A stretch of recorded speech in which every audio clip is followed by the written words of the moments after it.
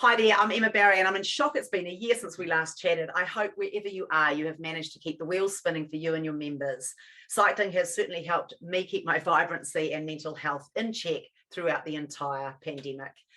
Look, with such an uptick in at-home cycling and even with Peloton slipping a gear, experiences, whether they be connected, semi-connected, a stationary ride with YouTube content or venturing into the great outdoors, our intrigue today is around how do we entice at-home cyclists back to live classes?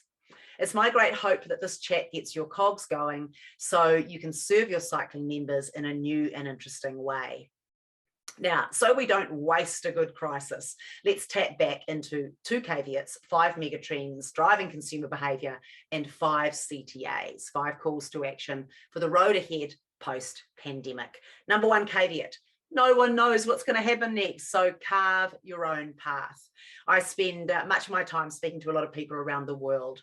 Government mandates, industry maturity, belief systems, the strength of local community, financial realities, and other factors are dictating our future at a local level. Europe and Asia are generally coming back faster than the US, and some countries have hit headwinds with more restrictions in place again. We are in data-led times. It's your job to keep a pulse on your members and your community and what they seek. So ask a lot of questions as you go. Track meaningful data. Try stuff. Take a best idea wins approach. Number 2 caveat, based on existing industry data and observations from more mature industries, we know some will engage in live only, some will engage in digital only, but most will embrace both. Hybrid is here to stay, and we will all be in the process of oiling the chain to meet me where I am to make the online-offline experience smoother. Mega trends, and there are 5. Number 1, the industry digitized. 75% of consumers switched to a new store, product, or buying method during the pandemic.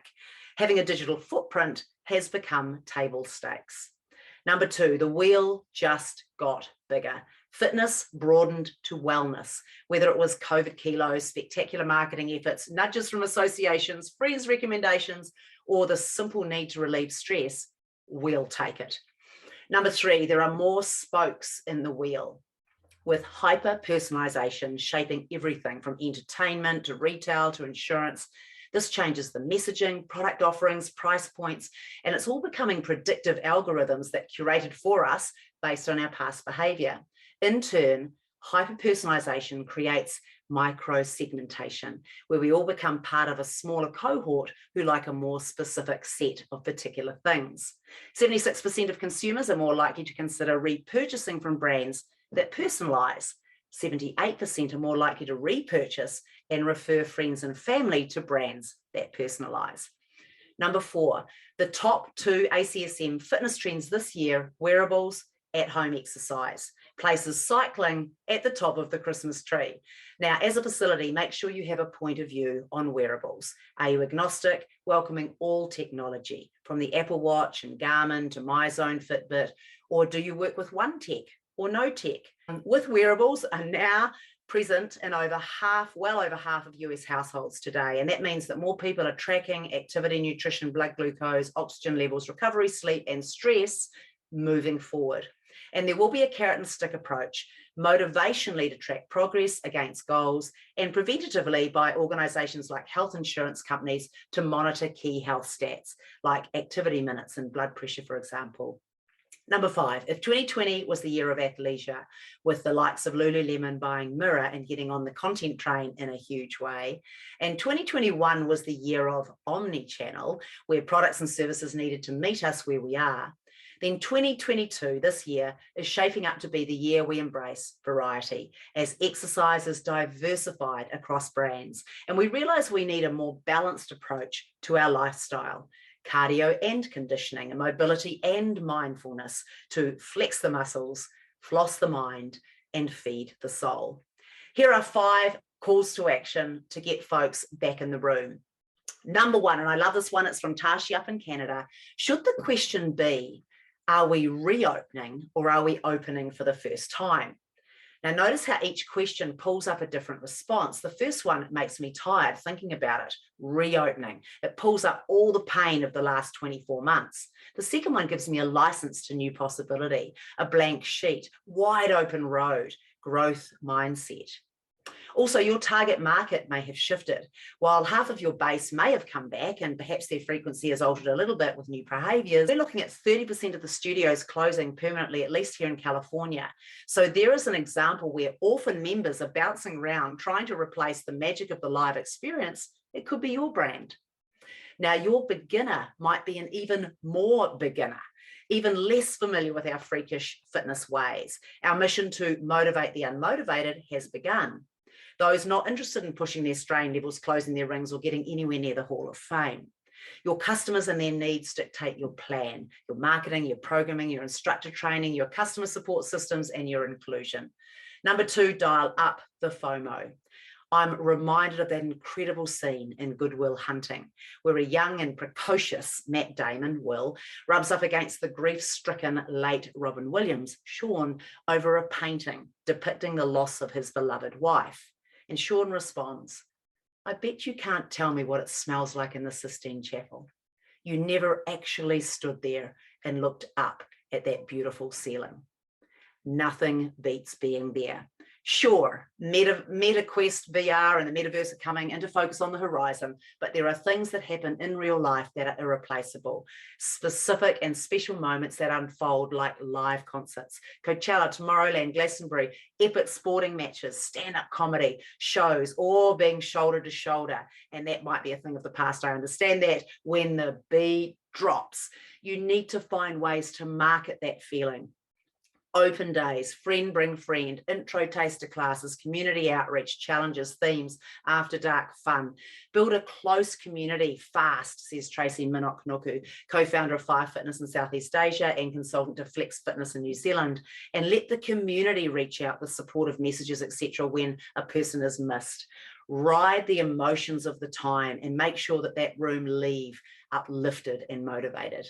Number 3, build your Sistine Chapel. In the Les Mills Global Fitness Report, live has got to get better. Fitness experiences are contextual. If I bother to be in the room, you had better bother to make it worth my while. I've traveled right across town, found a car park, got in there. Better and more. Better equipment, more variety. Better transformational triggers, more social engagement. Better sensory experience, more corrective coaching. Better radical accountability if I'm all about the result. More sheer exhilaration if I live to ride the rhythm. Number 4, overcoming gym intimidation. There's no two ways to spin it. We are fitness folks and we are freaks. Most people are not comfortable stepping into a small dark room where everyone appears to know the instructor and what to do. Make it easy for them. Safety first, self-actualization second. Film a clip of what to expect in the journey into your studio. Have them come early. Ping them reminders the day before with a friendly message and some notes of what to expect. Create a safe spot in class. Buddy them up. Commit content to TikTok for the younger crowd.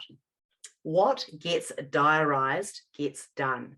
And no, you don't have to hit a personal best every single day you turn up at the studio.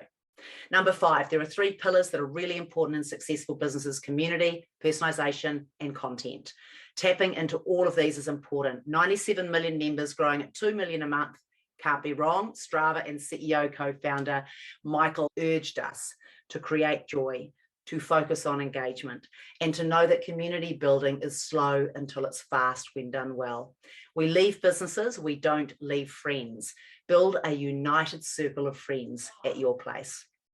Change the narrative. Hey Siri, hey Alexa. We've changed the way we voice our commands into the ether, and as social Pied Pipers, we need to change how we take our community on a journey.